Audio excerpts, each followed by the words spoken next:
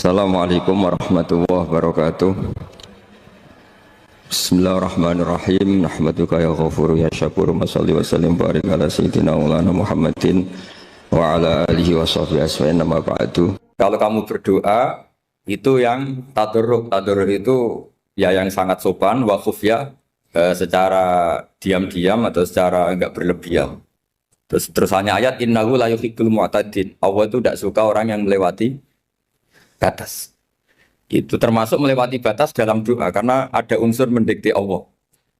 Saya memberi contoh tadi.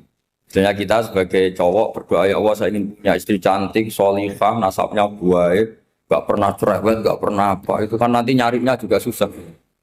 Nanti kalau Allah menjabatkan itu adanya di surga, ning donya ora payu rabi, kira-kira. Nah, itu sudah berlebihan. Terus kalau ada ulama mengatakan doa itu mukhul ibadah. Itu maksudnya gini, doa itu bukti kita minta itu bukti kita lemah. Nah merasa lemah itu sudah bagian dari ibadah. Makanya masyhur itu syairnya Abdul Al-Haddad itu, fadu'ai wabdihali dalilun li fiftikori itu. Jadi saat berdoa itu hanya sebagai bukti saya butuh Allah. Saya sendiri tidak punya kepentingan mustajab apa enggak. Jadi wali-wali yang mengatakan doa itu mukhul ibadah, sebetulnya itu malah wali-wali yang dari awal gak kelintas disembadani apa enggak. Butuhnya dia itu menunjukkan bahwa saya ini lemah. Buktinya, posisinya minta. Itu yang dimaksud mukhul ibadah. Tapi kalau kita berdoa terus posisi kita protes. Katanya kamu baik ya Allah, engkau baik. Ternyata enggak juga. Buktinya semua doa saya enggak kamu kabulkan. Ini malah doa kriminal. Jadi yang dimaksud mukhul ibadah itu doa, itu bukti minta. Minta itu bukti lemah. Makanya ada syairnya Abdul Al-Haddad maksud fadu'a ibabdihali dalilun li fiftikor. Jadi saya minta engkau ya Allah itu bukti saya butuh. Jadi itu bukan dua hal yang harus dipertentangkan. Jadi kalau doa dikatakan apa? Ibadah karena di doa itu minta. Nah minta itu bukti merasa kita lemah. Berarti kita sa'il Allah mas'ul. Kita minta Allah yang kita mintain. Kita menengadah Allah yang berposisi memberi. Itu saja sudah cukup sebagai ibadah. Meskipun doa kita tidak mustajab. Karena memang tadi seperti itu. Kalau di ilmu-ilmu tasawuf itu apa ya? Doa itu memang benar-benar sudah mukhul ibadah. Karena tadi perasaan merasa butuh sama Allah itu. Nah, merasa butuh itu, nah kalau kita berdoa merasa butuh sama yang kita minta, itu dalam ilmu tasawuf sudah kriminal, berarti kamu lebih butuh makhluknya. Misalnya begini ya, saya ingin punya rumah bagus, terus setelah punya rumah kredit saya utangnya banyak. Sebetulnya saya itu tidak pernah ingat Allah, gara-gara utang banyak, kredit jatuh tempo, terus melibatkan Allah. Ya Allah saya ini utang banyak, ini terus tolong dibayar. Sebetulnya saya itu ingat utang, cuma Allah tak libatkan kan. Lah itu tidak akan jadi wali, yang jenis ini tidak akan jadi wali. Saya ingin jadi dosen, melibatkan siapa ya nanya? Melibatkan Allah, terus malam-malam bangun melibatkan Allah. Itu artinya apa? Kamu itu lebih ingin yang kamu minta ketimbang ingin Allah. Kalau wali itu enggak gitu, kangen Allah, terus tahu Allah itu zat pemberi, karena tahu Allah zat pemberi terus minta. Maka yang dikangen itu ya Allahnya dulu. Kalau kita kan enggak. Punya kasus dulu, punya keinginan banyak dulu. Baru ingat siapa yang bisa ya. Oh Allah. So, Allah kita libatkan. Ya untungnya Allah baik. Mau ramal utang, bukan mikir. Untungnya Allah tidak jawab itu. Jadi itu bedanya wali. Kalau wali itu kangen Allah dulu, baru minta. Kalau kita enggak, banyak masalah dulu, baru melibatkan Allah. Nah yang jenis ini itu bahaya, kalau nggak disembadani mesti ngomel ya. Gusti katanya kalau yang minta kamu kabulkan, ternyata ini enggak. Nanti kalau Allah jawab, kamu itu tidak kangen saya, kamu itu kangen uang, kangen perempuan cantik yang kamu inginkan. Terus kamu melibatkan saya. Urusannya apa saya dengan itu Pak? Makanya tidak usah nuntut karena awalnya sudah salah. Ya saya kira itu ya, jadi ada ayat apa? Ud'u rabbakum tadarru'aw wa khufyah, terusannya apa? Innahu la yuhibbul mu'tadin. Itu di semua tafsir dikatakan Allah gak suka orang yang berlebihan dalam doa. Berlebihan tadi, misalnya minta sesuatu yang terlalu besar, atau permintaan kemarin saja lanu addi syukroh, kita tidak bisa memenuhi mensyukuri, sudah minta lagi. Misalnya seorang jomblo, targetnya kan asal payu nikah. Tapi setelah nikah bayangkan istrinya solihah, tidak cerewet, itu kan berlebihan. Hilang status jomblo saja belum kamu syukuri kok sudah minta yang macam-macam. Jadi harusnya kan syukur dulu ya. Sekedar laku nikah ini kan ada syukur yang harus, seperti jadi dosen juga gitu. Sekedar jadi dosen harus kita syukuri dulu karena menjadi kita tidak nganggur. Itu kan satu harkat sosial yang luar biasa. Jangan tahu-tahu sudah hari kedua cari intensif, cari ini itu, syukurnya aja belum sudah kemana-mana. Lah itu sudah mu'tadin, sudah melebihi apa? Batas. Ya saya kira. Jadi begini ya masalah pendidikan ya. Kalau saya jawab pakai ilmu hakikat saja karena ini keahlian saya. Sebetulnya begini ya, kalau misalnya itu ya subjektif juga, misalnya bilang rata-rata alumni pondok ini sukses, alumni kampus ini sukses, yang ini tidak sukses, itu satu pasti subjektif. Karena biasanya yang diterkenalkan ya yang sukses-sukses. Saya punya tetangga dari pondok yang Anda sebut itu kebetulan tidak sukses semua. Itu jantung saya sampai ngeluh. Saya ini gimana kok? Ya sudah seperti itu kan subjektif. Tapi menyangkut pendidikan itu begini ya, menyangkut hasil dari pendidikan itu. Andai kan kita bicara ilmu hakikat, misalnya kita mondok itu, mondok kemudian jadi orang miskin, jadi orang yang menurut orang banyak tidak berguna di masyarakat. Ternyata kita ini orang yang kelihatan tidak punya karir, tapi kalau malam sujud sama Allah. Punya anak niat memperbanyak orang sujud, terus punya ibu yang sakit-sakitan kita rawat. Meskipun kita tidak jadi dosen, tidak jadi menteri, tapi indah Allah itu luar biasa karena berstatus ngerawat ibu, ngerawat anak, ngerawat istri. Nah Islam itu datang dengan jargon-jargon seperti itu. Sehingga Nabi kalau muji itu ada Uwais Al-Qarni, ini orang yang luar biasa. Ternyata dia itu punya ibu lumpuh yang kalau kemana-mana harus digendong. Ketika tetangga-tetangganya berhasil sowan Rasulullah itu Uwais Al-Qarni tidak bisa karena setiap ibunya dipamitin mau sowan ke Rasulullah itu sama ibunya nggak boleh. Tapi apa yang terjadi? Justru dipuji-puji Nabi sebaik-baiknya kurun itu waktu adalah kurun yang ada Uwais Al-Qarni. Saya punya teman, ini kisah nyata, saya berkali-kali ngisi ngaji di komunitas ulama.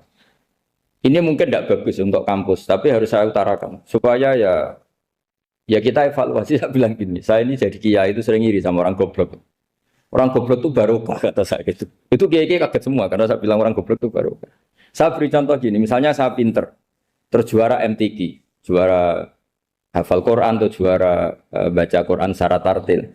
Ujung-ujungnya saya dapat hadiah umroh atau apalah, atau hadiah rumah atau apa. Pertanyaannya adalah mendapat. Saya ulang lagi, mendapat. Sementara ada santri yang bodoh, gara-gara bodoh itu dosen UI yang enggak, jadi kiai yang enggak, akhirnya dia jadi bekerja di Korea. Barokahnya bodoh tadi. Karena di Korea melihat orang ateis, akhirnya dia kepikiran bikin masjid. Sebagian gajinya disumbangkan untuk masjid. Ini bodoh pendiri masjid. Tapi kita gara-gara dosen dakwah di masjid, ini pinter dapat uang dari masjid. Nah ini bukan nyindir, ini biasa saja, ini maksud saya. Maksud saya, kamu jangan ngabaikan hidup. Akhirnya apa yang terjadi? Saya ini punya teman ini betul. Saya ini kan kecelok dulu tuh Gus Alim. Nasib saya di mana-mana dihormati. Kadang saya merasa dosa. Kok dihormati? Saya punya teman, dulu gobloknya minta ampun sekolah, sekelas maksud. Gobloknya, soalnya gobloknya harus disepakati. Sudah. Iya, goblok mujmalah ya kira-kira. Singkat cerita dia itu hidup di pedalaman Kalimantan sekitar tahun 92. Dulu kan biasalah di dalam hutan itu pasti ada penebangan hutan macam. Dia ada bosnya, yang jelas dia ada bosnya. Saya yakin juga agak kriminal. Karena dia tidak yang illegal logging. Pokoknya ditakdir dia hidup di tengah hutan. Ikut orang.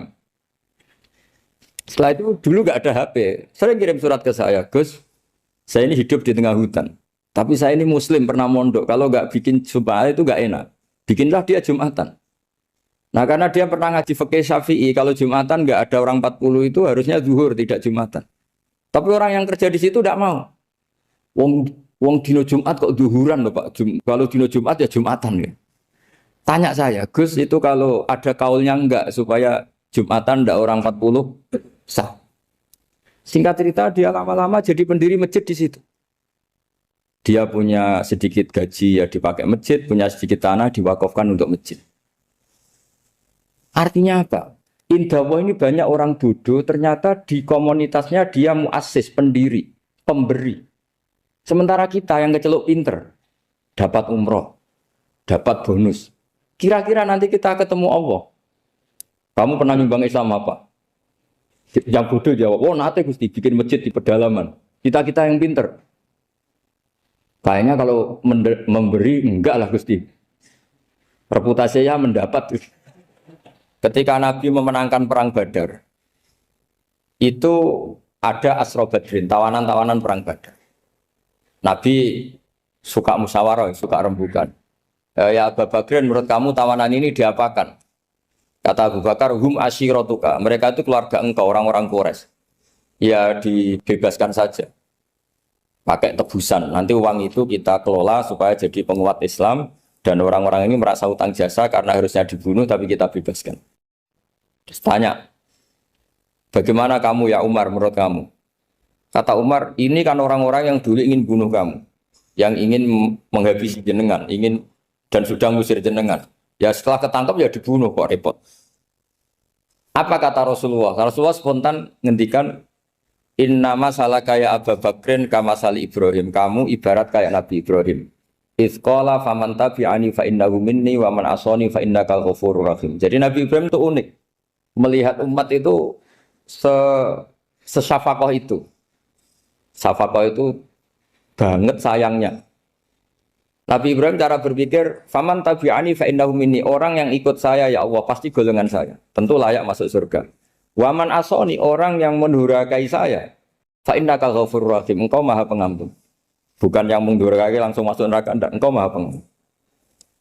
Wa masaluka ya Umar kama salin Nuh, isqala rabbi la tadzar ala ardi minal kafirina dajjara. Umar, kamu mirip Nabi Nuh, inginnya semua orang kafir dihabisin.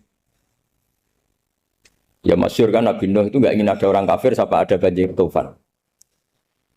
Nah kalau sampean tanya bedanya apa dengan garis keras sekarang? Bedanya ya beda sekali. Kalau Nabi Nuh benci sama orang kafir itu diserahkan yang punya.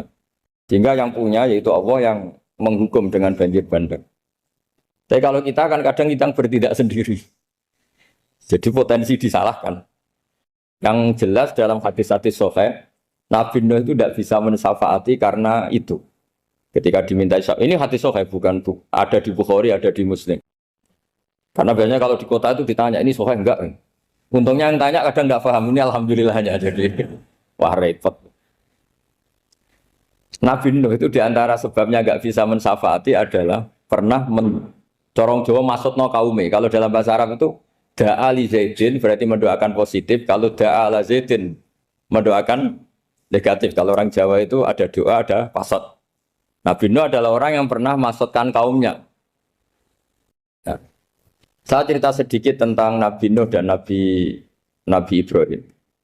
Nabi Ibrahim dianggap tadi cerminannya Abu Bakar, dianggap niru Ibrahim, cerminannya Umar, dianggap niru Nabi siapa? Nabi Nuh. Lalu kalau sampean tanya, bedanya gimana? Begini logikanya. Kita mengkaji secara akademik begini. Ada ulama besar, namanya Abdul Hasan Asyadzili, itu masyhur di Indonesia menjadi Thariqah Asyadziliyah. Terus ada seorang muridnya minta gini, ya Abdul Hasan Asyadzili, tolong saya dikasih ijazah supaya saya tidak pernah maksiat di bumi ini. Karena saya takut sama Allah, kalau saya maksiat itu merasa tidak nyaman dengan Allah. Abdul Hasan Asyadzili ini malah marah besar. Atuhibbu alla tadhharu maghfiratu. Kalau kamu tidak pernah maksiat, berarti kamu suka maghfirahnya Allah Ta'ala itu tidak kelihatan. Karena tidak ada yang maksiat. Tapi bukan dukung kamu yang tidak. Ini cerita ilmiah. Tapi kalau Said Abdul Al-Haddad, itu kebalikannya. Ada orang fasik gitu, hidup berkeliaran, mengganggu masyarakat, ganggu ketertiban agama. Ada kiai atau siapa gitu mendoakan supaya tobat atau dikasih panjang umur supaya nanti bisa tobat. Itu beliau, Said Abdul Al-Haddad marah besar. Man da'a li fasikin bil baqa faqad ahabba ayyusawahu fi ardi. Orang yang mendoakan orang fasik hidup berarti dia suka Allah dimaksiati di buminya. Jadi akhirnya jadi kutub besar, yang satu Sadziliyah, yang satu Haddadi. Kenapa ya? Karena tadi yang satu cerminan Nabi Isa, yang satu cerminan Nabi Yahya. Sebagaimana sabda Rasulullah tadi, apa ulama ummati ka anbiya'i bani Israil. Juga masyhur dalam aplikasi pengajaran juga gitu. Masyhur sekali dalam kitab-kitab diceritakan. Kalau Said Abdul Haddad, kalau ada orang sowan itu, kamu ngaji sama siapa? Sama si A. Gitu. Pernah nangis gak pas ngajar? Gak pernah. Udah ada terus, gak usah diterusin ngaji orang seperti itu. Hatinya atas, ya. Wong orang iso nangis ya. Tapi kalau Abu Hasan Asadili kebalikan, kamu ngaji sama siapa? Sama si A. Pernah tertawa enggak kalau ngaji? Enggak pernah. Udah, enggak usah ngaji sama orang itu. Orang enggak bisa syukur. jadi, jadi itu manhaj besar. Nah akhirnya orang-orang kayak kita ini enggak jelas semua. Nangis ya bisa, syukur, guyu ya bisa. Cuma celakanya kalau kita nangis karena tidak punya uang, kalau guyu karena punya uang, itu masalahnya. Tapi kalau wali-wali dulu enggak. Kalau senyum ya karena saking yakin rahmatnya Allah itu wasiat rahmatu. Kalau nangis ya karena takut azabnya Allah. Kalau kita kan enggak, sangat-sangat materialistik. Ini yang membedakan kita. Sebenarnya nangis dan senyum itu satu keharusan karena Allah punya madharul jalal. Ketika Allah dengan sifat keagungannya, maka kita ini seorang Jawa serako bersenyum. Tapi Allah itu kadang sebagai madharul jamal. Adanya satu keasikan. Sehingga yang merengut itu yang salah.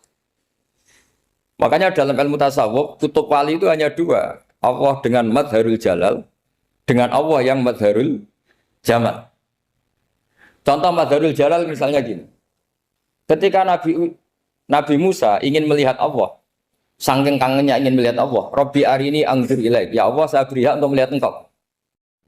Allah dengan jalalnya gini, Allah itu qadim, superior. Tentu gak layak tersentuh barang hadis. Barang hadis itu makhluk. Sehingga ketika falam matajalla rabbuhu lil jabali ja'alahu dakka wa kharra Musa sa'iqa. Sehingga enggak levelnya apapun hebatnya Nabi ini tetap makhluk. Sementara Allah itu qadim. Enggak kuat. Makhluk yang fana ini, yang profan ini enggak kuat.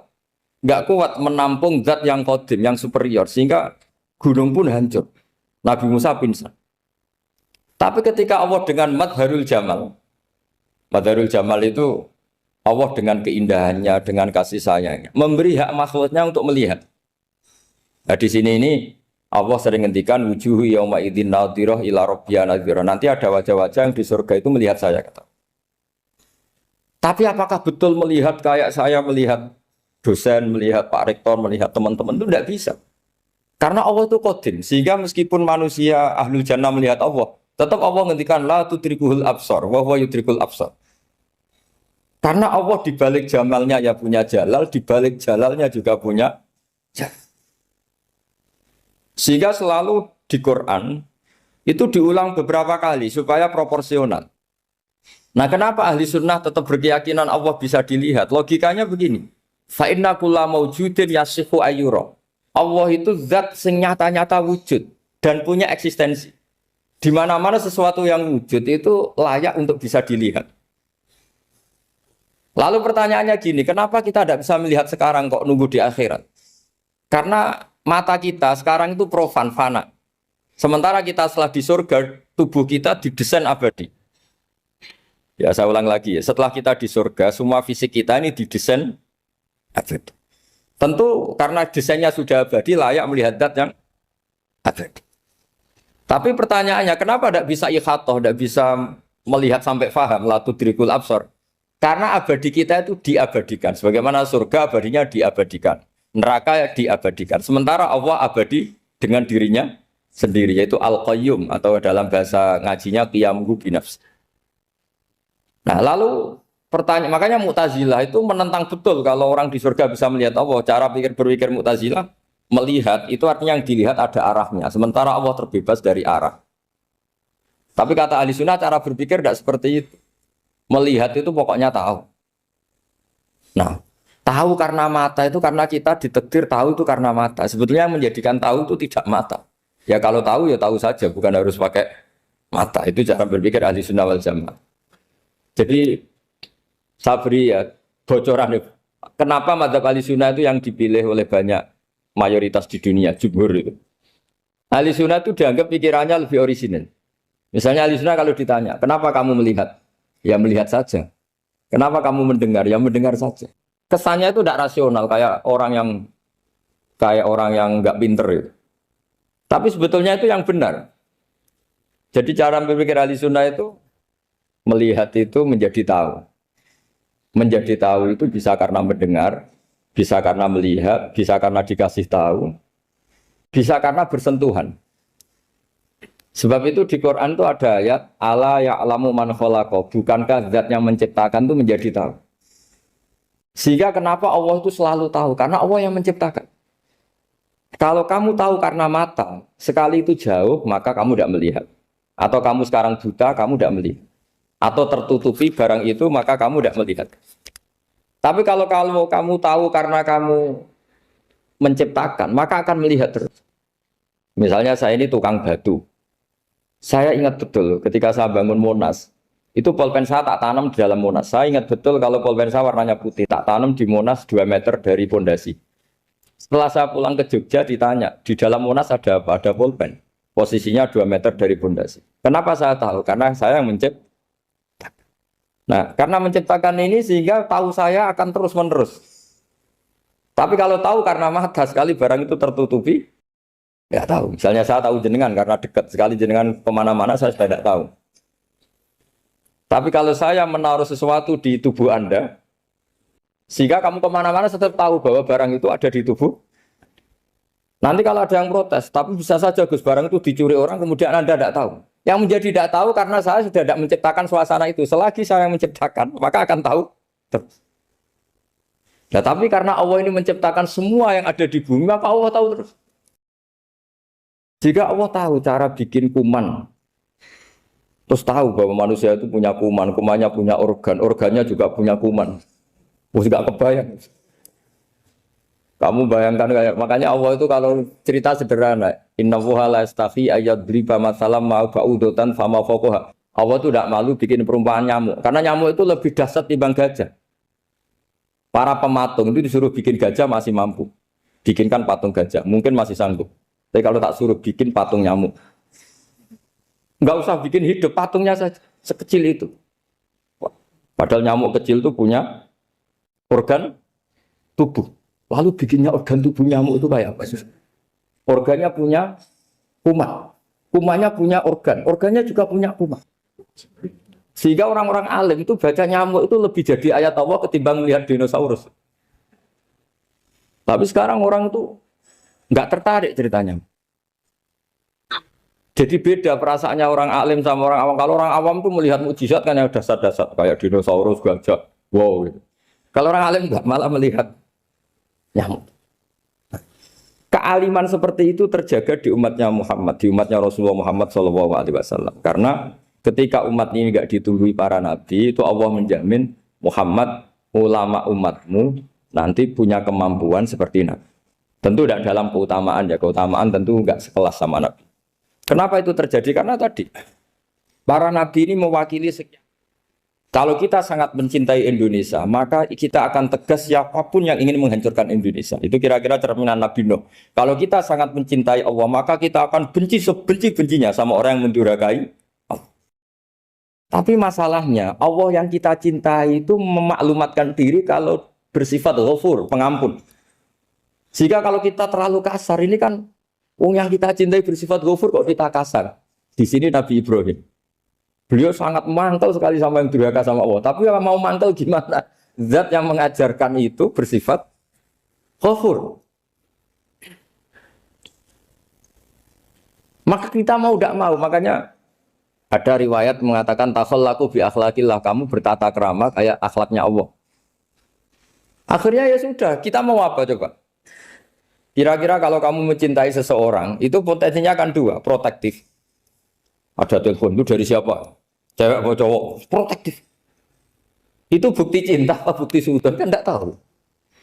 Tapi misalnya kamu cinta perempuan terus WA-an sama lelaki gak apa-apa, jalan sama lelaki gak apa-apa, sama masa lalunya pacarnya juga gak apa-apa. Itu cinta apa pembiaran? Kan sama-sama gak jelas. Nah kira-kira mencintai Allah itu kira-kira analoginya seperti itu. Kalau yang satu protektif, Allah harus zat satu-satunya yang disembah. Gak boleh didurhakai, gak boleh dikhianati kok. Sehingga ini sangat keras sekali. Nah, ini Nabi Nuh. Di sini ada Nabi Ibrahim. Karena orang yang zat yang kita cintai bersifat ghafur. Jika kalau kita terlalu tegas beda dengan sifatnya Allah yang bersifat ghafur. Nah umatnya Nabi seperti itu mulai dulu. Ada yang moderat, ada yang keras, ada yang setengah keras, setengah moderat. Ada yang nggak ambil sikap, oh udah mangan turu, ngenteni mati. Itu lebih baik itu timbang punya istihad tapi gak jelas, mendingan. Itu ada riwayatnya. Suatu saat ibadah akhir umatku terbaik adalah tidur. Maksudnya tidur itu gak ngambil sikap, masyhur itu. Saya beri riwayat yang ada di Bukhari Muslim. Satakunu fitanun. Al-qa'id fiya khairun nal-qa'im wal-qa'in fiya khairun nal-masi wal-masi fiya khairun nas-sa'i. Nanti di akhir zaman itu banyak fitnah. Kata Rasulullah, yang duduk lebih baik ketimbang yang berdiri. Yang berdiri lebih baik ketimbang yang jalan. Yang jalan biasa lebih baik ketimbang yang jalan bergegas. Man tasyarrafa laha tastasrifu. Fitnah itu adalah siapa yang terlibat maka akan semakin parah. Sehingga semenjak itu ulama berpikir nanti di akhir zaman kalau ada fitnah, itu sebaiknya orang ngambil sikap sepasif-pasifnya. Secuek-cueknya. Jadi semua syurahul hadis sepakat makna hadis ini apa? Orang disuruh sikap secuek. Misalnya pilihan presiden, contoh kecil pilihan presiden. Mungkin para intelektual nggak merasa, tapi kalau ulama itu cara berpikir beda. Pilihan presiden, kamu fanatik milih A, yang satu fanatik milih B. Ya presiden atau bupati atau gubernur. Terus yang satu bilang gini, wah kalau nggak di presiden A, nggak di bupati A, nggak di gubernur A, negara ini rusak. Mungkin betul dari segi jejak rekamnya A ini bagus. Tapi pertanyaannya secara tauhid, bagaimana Anda menggantungkan kesejahteraan sama makhluk? Kamu nggak pernah terusik begitu kan para intelektual? Itu kan melukai.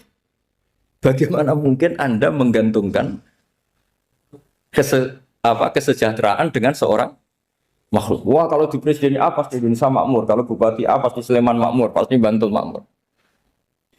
Nah, bagaimana mungkin makhluk yang sedang soleh kamu pastikan selalu soleh? Wong dia makhluk bisa berubah. Sementara yang B misalnya fasik, wah kalau dipimpin B pasti rusak negara. Bagaimana kamu pastikan B yang fasik selalu fasik? Dia saja dia husnul khotimah. Yang fasik pas mimpin jadi soleh, yang soleh pas mimpin jadi fasik. Akhirnya ulama karena tahu sifat manusia itu berubah dan kendali di tangan Allah. Sikapnya nggak jelas. Saya ini termasuk orang yang terkenal nggak jelas. Karena kalau ditanya, Gus sampai pilih presiden mana, bakti mana? Sanut pangeran sing dadi aku loyal. Wah, anut pangeran yo kacau. Wah, kowe kacau menan anut pangeran kan. Ini kan sudah tidak sambung karena pikirannya ulama. Memang nggak beda, cara berpikir ulama itu beda. Bahkan bapak saya itu kalau didik saya itu begini. Kalau meseli saya atau ngirim saya dulu itu kan pakai mesel. Ha ini uang kamu 500.000 untuk kamu. Mesti ditambahi 100.000 ini untuk buat jajan sama teman-teman. Mesti ada uang pokok, ada uang sodako. Dulu saya sering tanya, kenapa bapak sangat menghormati teman-teman saya? Kata bapak, kue mondok, aku raiso nyukupi, sing iso nyukupi ya konco-konco. Ternyata betul, rata-rata anak kuliah atau anak mondok, uang pribadinya kan 8 hari dari dikirim sudah habis. Berarti kan masih 22 hari, kok bisa hidup itu kan barokahnya teman-teman itu. Malah yang agak beling itu 1 hari sudah habis, berarti ada 29 yang bergantung sana sini. Sehingga Nabi dulu cara ngendikan itu unik. Kata Nabi, da'un nasa yarzuqu wahu ba'duhum ba'duh. Menusau barnawa, enggak saling memberi rezeki. Ketika ada collab, Medina itu pernah collab, terus sekarang pernah defisit. Beberapa pakar ekonomi datang ke Rasulullah, ya Rasulullah, sa'ir, tolong dikasih harga standar. Tapi apa jawabannya Nabi? La tusairu fa inna Allaha huwal musair. Kamu jangan kasih harga, Allah sendiri yang menentukan harga itu. Terus kata Nabi, kenapa engkau begitu ya Rasulullah? Ini negara harus ditentukan harga karena gini-gini. Kata Nabi, saya tidak ingin ketemu Allah dalam keadaan dolim. Tapi ini tentu di teori ilmu modern ini masalah. Tapi menurut orang modern. Tapi kalau menurut ilmu hakikat itu nggak akan masalah. Misalnya, kenapa Nabi tidak menentukan harga dalam keadaan negara seperti itu? Jawabannya pakar-pakar hakikat. Ya saya ulang lagi pakar-pakar hakikat. Begini, misalnya ada orang menimbun supaya nanti harganya mahal. Terus ditimbun terus sampai nunggu harganya mahal. Lama-lama dia sadar kalau timbunannya nggak ada gunanya karena ternyata orang nggak beli. Nah, ketika orang nggak punya kemampuan beli, yang menimbun juga nggak punya uang. Nah, tapi kalau sampean tanya, Tapi Gus nak ra tuku barang pokok kan kita mati karena kehabisan stok. Itu masalah tauhid Anda. Bagaimana mungkin kamu bayangkan seorang makhluk tidak bisa hidup atau nggak dapat rezeki? Nabi itu orang yang sampai ke derajat hakikat dari tidak pernah bayangkan gitu. Salah sampean jadi orang yang tauhidnya masalah. Sehingga terus bayangkan, wah kalau negara ini kayak, wah kita makan apa? Kalau negara nggak stabil, wah kita gimana? Itu tidak bisa seperti itu. Dulu ketika kita dijajah Belanda, itu kiai-kiai kita, Mbah Hasyim Asy'ari, Mbah Ahmad Dahlan, mondoknya di Mekah. Sampai alim alama, dua beliau, Mbah Hasyim sama Mbah Ahmad Dahlan itu ngajinya sama-sama Syekh Khotib Minangkabau. Cuma Mbah Hasyim lebih menekuni ke Syekh Mahfud Termas, yang satu menekuni Syekh Khotib Minangkabau. Jadi dua beliau itu ngaji di guru yang sama. Mbah saya, buyut saya itu ya sudah mondok Mekah. Zaman dijajah Belanda. Sekarang kita agak dijajah, agak mondok di sana. Buyut saya itu zaman itu sudah haji. Buyut kelima saya. Itu dulu kalau ingin cari tempat yang teduh, itu masuk ke gua. Itu masuk gua itu hanya kepalanya saja. Kakinya masih di luar. Karena gua di Arab tidak seperti gua di sini. Kalau gua di sini kan orang bisa masuk semua. Kalau gua Arab kan hanya celah-celah batu-batu besar. Sehingga ketika Rasulullah hijrah ke Madinah, singgah di Gua Sur, kata Abu Bakar gimana? Andai kan ada orang kafir di depan gua. Kata Abu Bakar gimana? Andai kan mereka melihat kakinya, pasti melihat kita. Karena gua di sana itu satu tubuh tidak bisa masuk penuh. Kalau gua di sini kan ada yang mobil saja bisa masuk. Nah itu bahasa saya kalau mau istirahat itu masuk gua, separuh badan di dalam gua, separuhnya masih di luar. Nah sekarang terus kita bilang, wah kalau kita negara tidak stabil, kita haji kemana dulu zaman dijajah Belanda ya kita.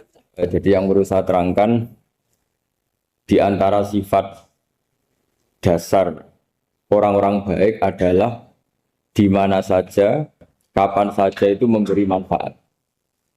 Termasuk tentu saat paling sulit.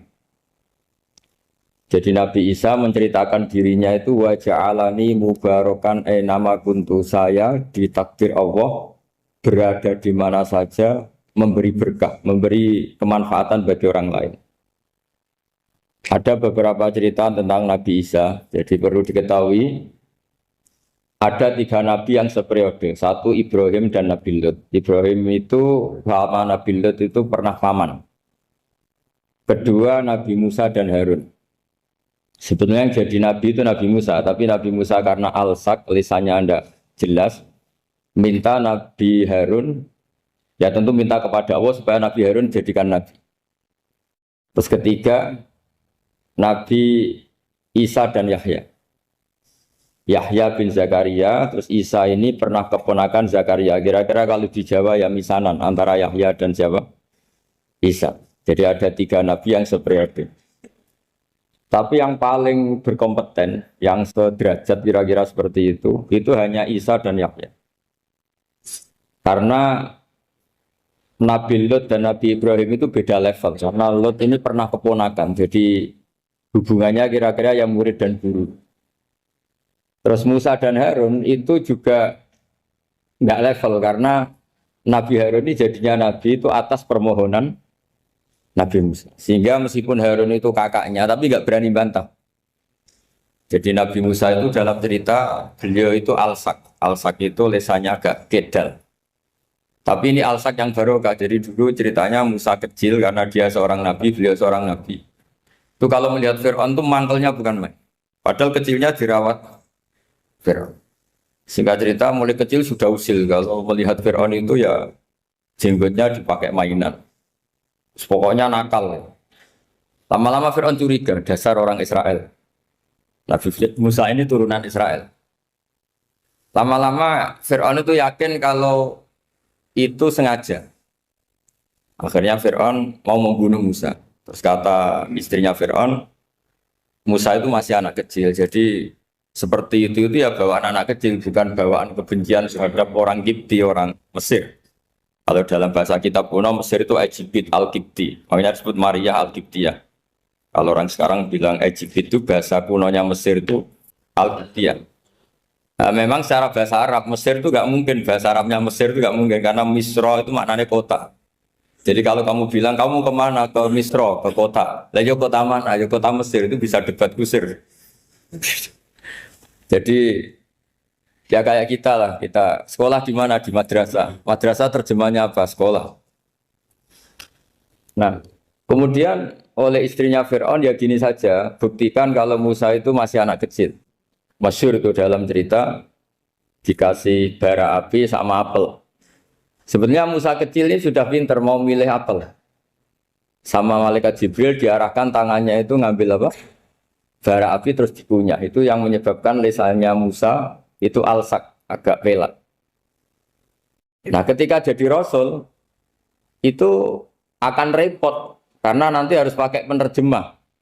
Jadi seorang rasul tapi lisannya tidak apa? Cakap. Akhirnya Nabi Musa realistis ngendikan ketika diutus wa akhi Harun wa afsahu minni lisanan fa arsilhu ma'iyarid ay yusaddiquni inni akhafu ayyukadzibun. Ya Allah, saudara saya Harun itu lisannya lebih fasih. Tolong jadikan dia rasul sebagai penguat saya. Akhirnya Allah mengabulkan doanya Nabi Musa, kemudian Harun dijadikan sebagai apa? Rasul. Sehingga meskipun satu angkatan, Harun dan Musa ini enggak level. Artinya enggak level itu ya Harun yang takut Musa.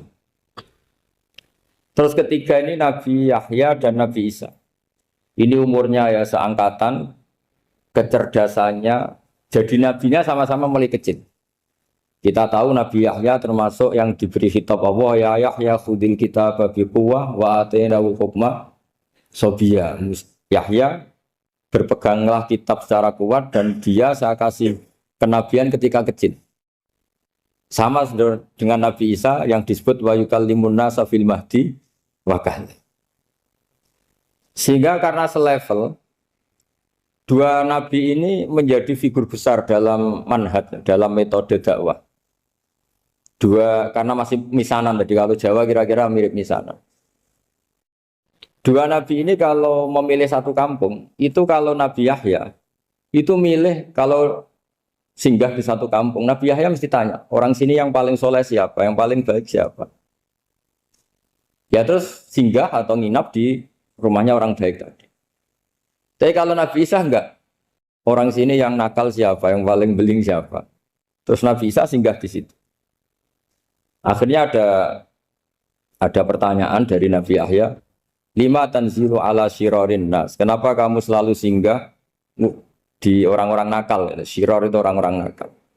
Masyhur itu Nabi Isa menjawab, ana tabibun udawil mardo. Di mana-mana Nabi itu ibarat seorang dokter, kerjaannya tentu menyembuhkan orang-orang yang apa? Sakit. Jadi dua Nabi ini sering berdebat, tentu debat yang baik, dan itu menjadi cara Jawa itu punjeri ilmu. Jadi manhaj ilmu besar antara Yahya dan Isa. Begitu juga Nabi Yahya itu kelihatan agak rileks, panik, saking takutnya sama Allah. Kalau Nabi Isa itu rileks, pokoknya kumpul orang-orang nakal itu ya rileks. Akhirnya ada dua pertanyaan sekaligus nanti jadi dua manhaj. Kenapa kamu sering sering kalau bahasa Arab itu abasa ya. Terus yang Nabi Yahya balik bertanya, kenapa kamu sering senyum, sering tertawa? Kenapa memangnya terus? Ka'annaka ta'manu mimakrillah. Kamu sering senyum kayak kami sudah terbebas dari azab Allah, dari ditegur Allah. Seakan-akan kamu orang paling benar yang enggak akan salah. Nabi Isa balik tanya, sama kamu sering masam, sering meru, ka'annaka taqnatu rahmatillah. Seakan-akan kamu putus asa dari rahmatnya Allah. Sehingga kemudian itu jadi manhaj besar. Kalau terlalu senyum, ya dianggap orang yang kayak enggak punya perasaan dosa. Tapi kalau terlalu masam, terlalu merenggut, seakan-akan rahmat Allah itu terbatas. Sehingga seakan-akan Allah itu rahmatnya nggak cukup lah untuk mengelola manusia ini. Sehingga itu jadi metode besar yang masyhur itu dalam sebuah hadis Nabi ngendikan, ulama ummati ka ambiya ibani Israel. Ulama umatku itu kapasitasnya atau fungsinya atau manfaatnya setingkat nabi-nabi Bani apa? Israel. Karena ketika umat ini enggak ditunggui para nabi setelah Rasulullah SAW, itu yang nunggui hanya ulama. Tapi ulama ini sudah cukup mewakili para nabi Bani Israel. Dan banyak syurahul hadis, para menyarah hadis mensarahkan Nabi tidak ngendikan ulama ummati kamisli seperti saya, tapi ka'ambiyai Bani Israel. Bagaimana nabi-nabi Bani Israel? Nabi Bani Israel itu macam-macam. Termasuk ada yang tidak nikah, yaitu yang bernama Yahya dan Isa. Delala umatnya Nabi itu ada orang alim alamah yang ilmunya melegenda, yaitu namanya Imam Nawawi. Itu tidak nikah. Sampai kabudut. Meskipun dalam ajaran syariatnya Nabi, an-nikah sunnati, tapi selalu ada orang yang ditakdir tidak nikah. Karena masyhul, karena sibuk ngurus ilmu. Bukan karena tidak laku, yang jelas itu bukan karena tidak laku. Imam Nawawi itu ganteng, orangnya ya normal. Tapi karena sibuk nulis, beliau sampai kabudut itu tidak nikah. Imam Sibawayh itu suka sekali sama ilmu, menjadi istri utamanya ya ilmu. Dia ganteng, Sibawayh itu maknanya tuh apel, dia ganteng sekali, sampai banyak cewek yang senang. Akhirnya dia nikah. Tapi nggak pernah dikumpulin. Dia belajar terus. Ketika beliau ke pasar, dulu nggak ada supermarket, beli kertas, kitabnya dibakar semua sama istri. Dikira istrinya terus mencintai dia, malah diceraikan. Itu siapa Imam Sibawayh.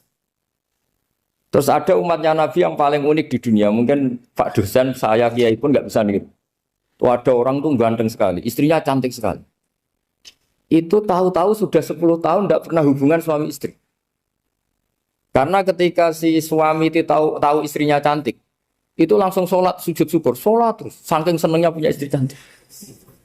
Yang istrinya cantik juga solihah, tahu suaminya ganteng ya terus sholat terus syukur. Itu sampai berhari sampai bertahun-tahun. Terus ketika ketemu, cocokan, dek kita sudah nikah berapa? Terus dilihat, kayaknya sudah 10 tahun, tapi tidak pernah hubungan. Oh itu nggak kebayang, itu ganteng sama cantik. Kalau jelek sama jelek itu mungkin. Yang satu bilang naudzubillah, satu itu kan nunggu rafa saja. Ini nggak ganteng sama cantik. Nah kenapa kualitas ulamanya Rasulullah itu bisa seperti Nabi Bani Israel? Karena agama ini, umat ini sudah ada ditunggui para nabi. Jika mau tidak mau kualitas ulama, alhamdulillah barokahnya Nabi itu berkualitas kayak nabinya Bani Israel. Soal kebahagiaan, nenek moyang pulau jenengan tuh anaknya banyak. Dijajah Belanda, jajah Jepang ya nyatanya anaknya banyak. Itu kira-kira bahagia apa enggak?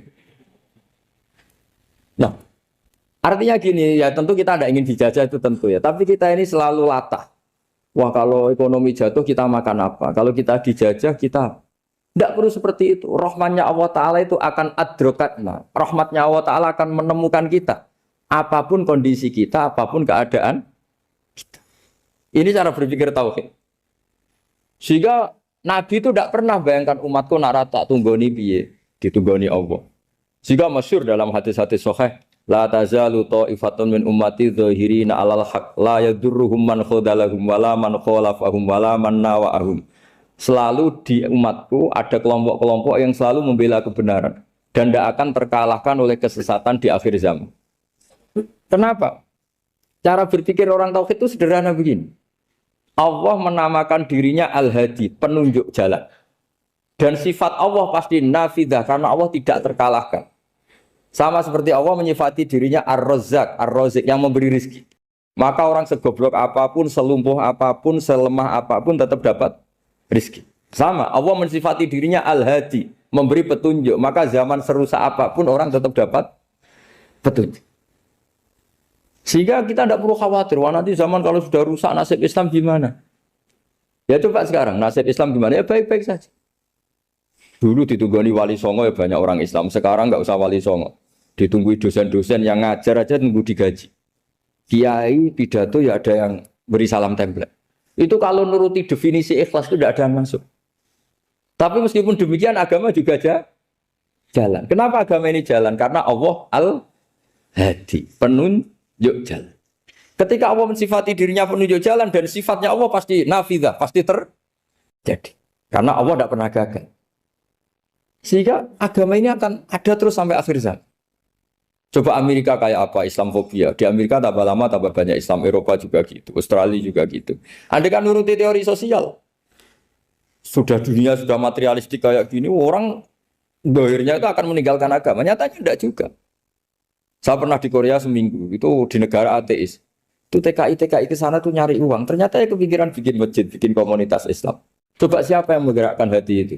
Hanya Allah Subhanahu wa Ta'ala.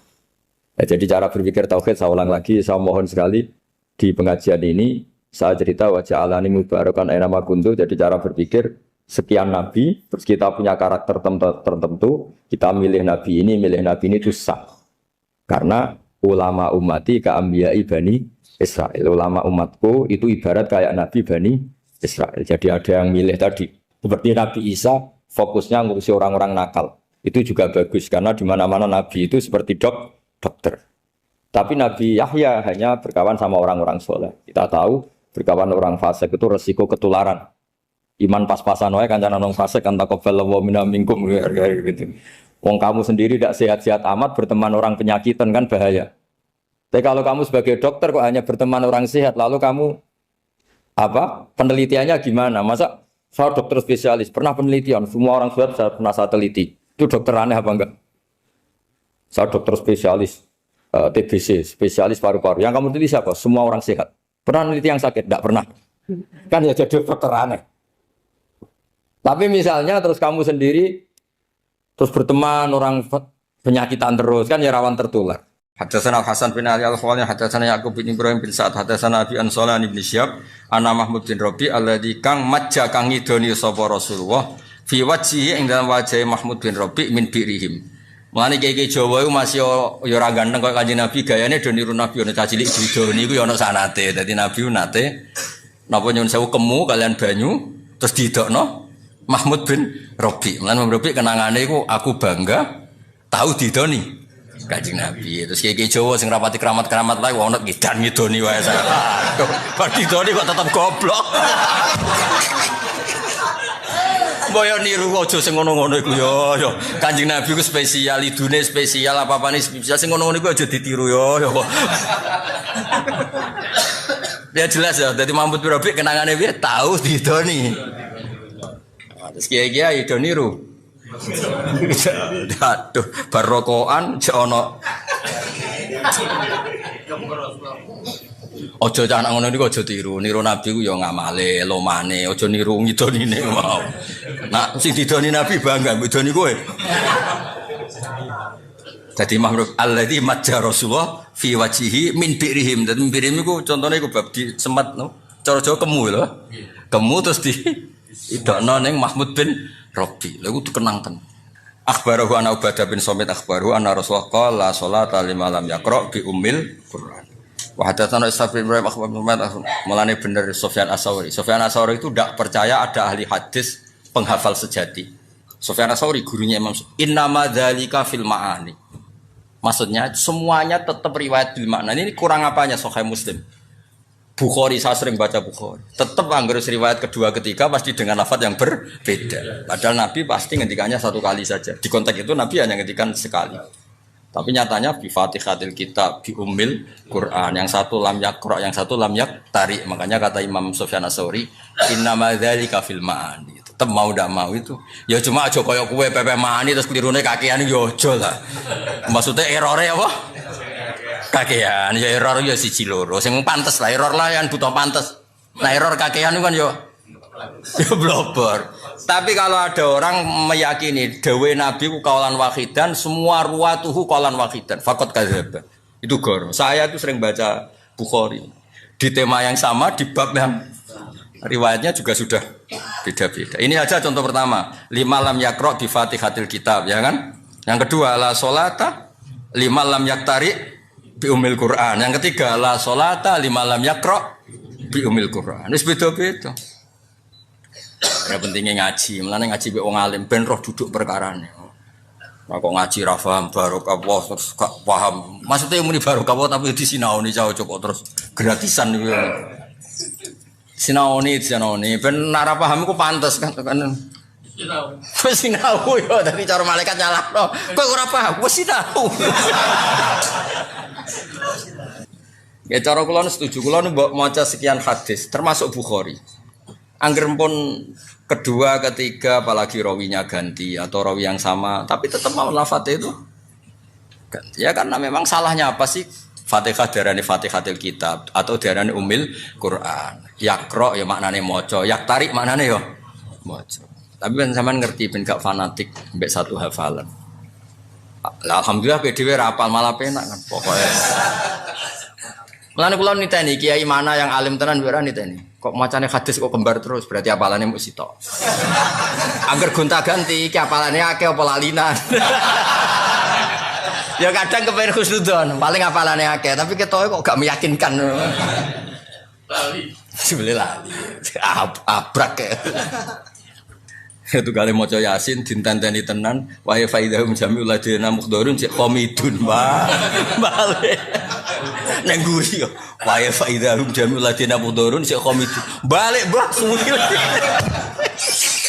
iku ana setengah lemper ya balik komidun muqdarun suaya inna asabal jannah terus dene cek apa komidun akhirnya apa berkomidun wa ayatul lahumna ya wah nyorol paling repot ngarepe bati ini ya gurine wal asri ku kemarin.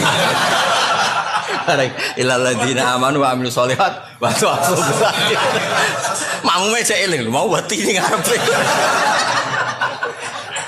Oleh cara kula niku resiko maca bati ini barang ku resiko. Ya wedi gurine ku nganggo wal asri. Iki jenis surat kombinasi ya. Wah jelas ngarepe wati ini kok. Bareng ilal ladina amanu wa amilus solihat wa tawassaw bil haqqi wa tawassaw. Wah, ora intikal madzhab ya, intikal ayat.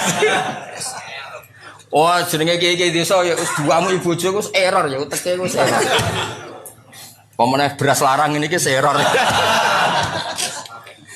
Kone ki tenang, salah ya tenang modele. Lah piye kan gak perlu jaga citra, kiai cilik wis jatuh Allah kan. Lho nek kiai mubalek ustaz jaga kiai desa dielingno, "Mbah wong salah." Ya wis leco ngono wae, tenang. Lah piye makmum mok loro terus ya ora tau salam templek. Salahno tenang. Jajal ke imam masjid jamek ana sangune. Wah, nama lah. Oh iya pertaruhan rezeki kan iku. Jadi sama makmum telu salah tenang ya, Pak. Lho kula nu roh dhewe ora jare. Wong karwan dene eno gak kunut. Mbah mboten kunut. Ya lali sing jenenge wong ngene enteng. Nah, tapi nak kiai masjid jamek, oh nama lah, Pak. Ya bebas sujud sawi bareng. Kiai desa tenang, Pak. Kula dikonco. Kancane bapak, mboten kanca kula kancane bapak.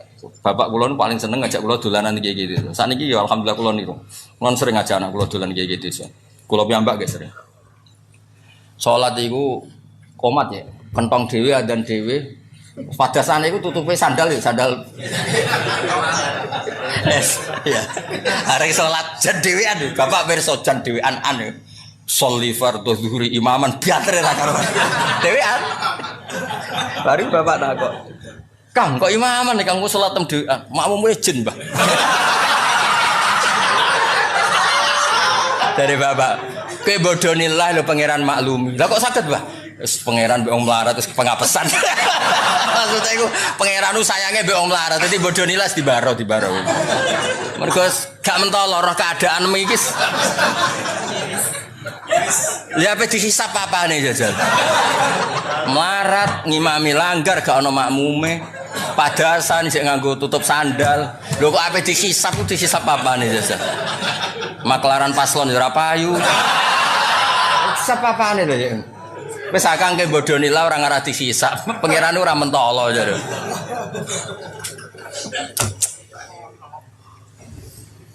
Lah wong melarat kuwi ora fasilitas e.